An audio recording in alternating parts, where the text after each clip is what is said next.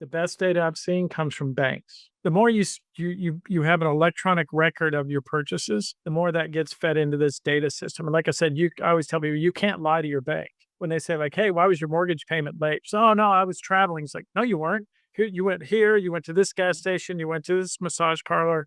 Here's where you had lunch."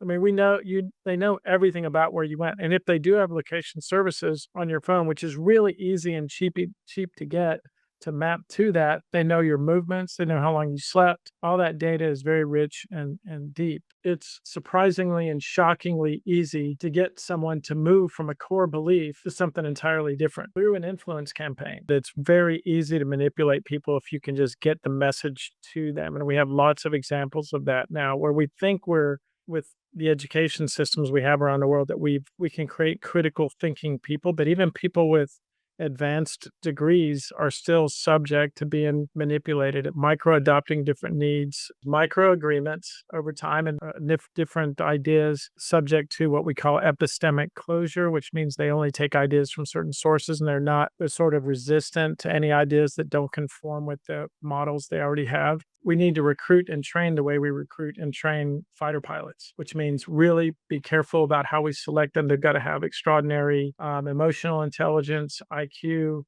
quasi engineering capability, and they have to be really mentally stable. We will need about, half to, in some cases, I think, a third of the human soldiers that we need today, but each one of them will have 20 times the strike capacity because we're going to give them all the powers of hell, all these different systems that we're building. This is one that really I found interesting where we were tracking how AI bots on trading indices were starting to trade with each other. This is happening at the speed of light. And not only that, we actually caught these systems trading with each other in the future. When I saw this and we looked into the research on it, I actually fired my financial planner, I think that day, because I said, dude, you can't help me anymore. You're a standalone human being, and this is the future.